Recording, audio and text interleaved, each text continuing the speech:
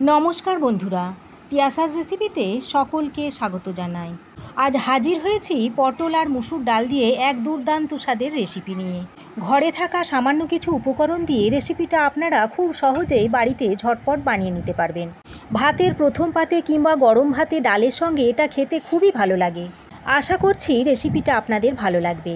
তবে আসুন দেখে নেওয়া যাক এই রেসিপিটা বানানোর জন্য এখানে আমি 6টা পটল নিয়েছি। প্রথমে আমি পটলের গাগুলো এভাবে চেঁচে নিচ্ছি।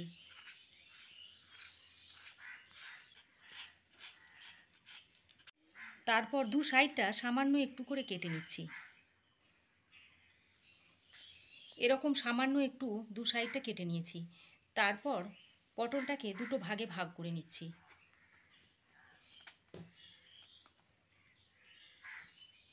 সব পটলের গাগুলো চেঁচে এরকম দুটো ভাগে ভাগ করে নিয়েছি। এবার গ্যাসে একটা কড়াই বসিয়ে দিয়ে দিচ্ছি 1 কাপ মতো জল। তারপর হাফ চামচ মতো নুন দিয়ে কেটে রাখা পটলগুলো দিয়ে দিচ্ছি। তারপর একটু নেড়েচেড়ে দিয়ে ঢাকা দিয়ে 1.5 থেকে 2 মিনিট মতো ভাপ দিয়ে নেব। 1-1.5 মিনিট ভাপ দিয়ে নেওয়ার পর পটলের কালারগুলো অনেকটাই চেঞ্জ হয়ে এসেছে। এবার এই পর্যায়ে পটলগুলোকে ছেঁকে তুলে নিতে হবে। এর থেকে বেশি ভাপ দিলে কিন্তু হবে না, তাহলে পটলগুলো গলে যাবে। এবার পটলগুলোকে ঠান্ডা করে নিচ্ছি। এখানে হাফ কাপ মুসুর ডাল নিয়ে 1 ঘন্টা জলে ভিজিয়ে রেখেছিলাম। 1 ঘন্টা জলে ভেজানোর পর দেখুন মুসুর ডালগুলো কতটা ফুলে উঠেছে। এবার এটাকে মিক্সিতে পেস্ট করে নেব। ভেজানো মুসুর ডালটাকে 2 চা চামচ জল দিয়ে মিহি করে একটা পেস্ট তৈরি করে নিয়েছি। এবার এর মধ্যে দিয়ে দিচ্ছি 1 টেবিল চামচ চালের গুঁড়ি, 2 চামচ দিয়ে দিচ্ছি সুজি, 1 চামচ দিয়ে দিচ্ছি ধনে গুঁড়ো, আর দিয়ে দিচ্ছি সামান্য একটু কালো জিরে। তারপর সব কিছু একসঙ্গে ভালো করে মিশিয়ে নিচ্ছি। আর স্বাদ মতো একটু নুন দিয়ে ভালো করে মিশিয়ে নিচ্ছি। ভালো করে মেশানো হয়ে গেলে এটাকে ঢাকা দিয়ে 10 মিনিট রেস্টে রেখে দিচ্ছি। এবার দেখুন এদিকে সেদ্ধ করা পটলগুলো ততক্ষণে ঠান্ডা হয়ে গেছে। এবার পটলটা নিয়ে এর ভিতর থেকে শাঁসটা বার করে নিচ্ছি।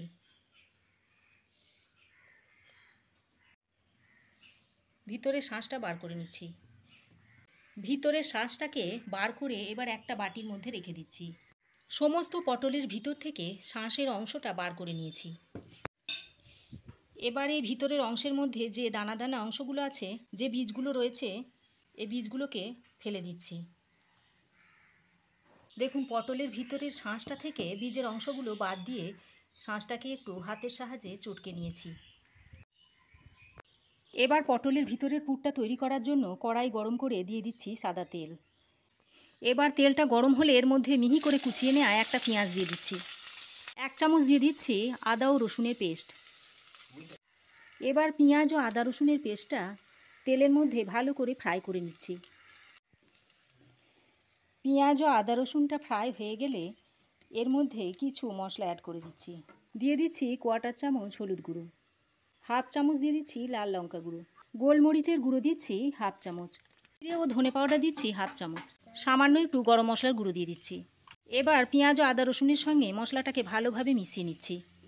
তারপর পটলের ভিতরে যে শাঁসের অংশটা সেটা দিয়ে দিচ্ছি।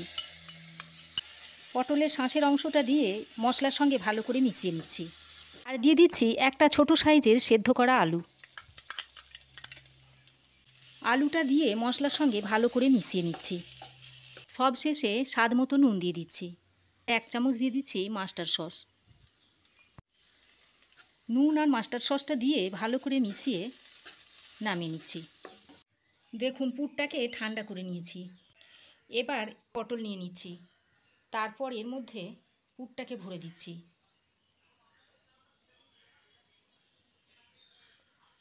এরকম করে আলুর পুরটা সমস্ত পটলের মধ্যে ভরে নিতে হবে। দেখুন সমস্ত পটলের মধ্যে আলুর পুরটা ভরে নিয়েছি। 1 চামচ তেল নিয়ে যে ডালের ব্যাটারটা তৈরি করে রেখেছিলাম তার মধ্যে দিয়ে দিচ্ছি।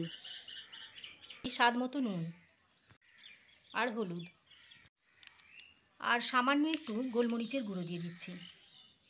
দিয়ে ব্যাটারের সঙ্গে ভালো করে মিশিয়ে নিচ্ছি। গরম তেলটা দেওয়ার কারণে বড়াটা মুচমুচে হবে। এবারে ডালের মিশ্রণটা থেকে মিশ্রণ নিয়ে এই পুর ভরা পটলের উপর আবার লাগিয়ে দিচ্ছি। এইভাবে সবগুলো পটলের উপর লাগিয়ে দিতে হবে। দেখুন, ডালের মিশ্রণটাও পটলের উপর লাগিয়ে দিয়েছি। এবার পটলগুলো ভেজে নেওয়ার পালা। এবার কড়াই গরম করে কড়াইয়ের মধ্যে 2 টেবিল চামচ মতো তেল দিয়ে দিচ্ছি। এবার তেলটা গরম হয়ে গেলে পুর ভরা পটলগুলোকে যেদিকে পুর ভরা আছে সেই দিকটা নিচের দিকে দিয়ে তেলের মধ্যে দিয়ে দিতে হবে। এবার ঢাকা দিয়ে এইভাবে ভেজে নেব। এবার ঢাকাটা খুলে এক সাইড ভাজা হয়ে গেলে উল্টে দিচ্ছি। এইভাবে পটলগুলোকে উল্টে দিতে হবে। আমি এখানে শ্যালো ফ্রাই করছি, আপনারা চাইলে ডিপ ফ্রাই করে নিতে পারেন। সব কটা পটল উল্টে দেওয়া হয়ে গেলে আবারও ঢাকা দিয়ে ভেজে নিতে হবে।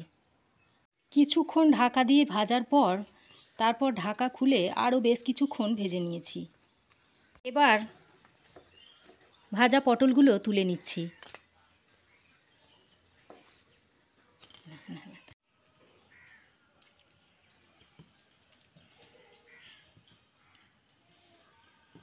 দেখুন, সব পটলগুলো মুচমুচে করে ভেজে তুলে নিয়েছি।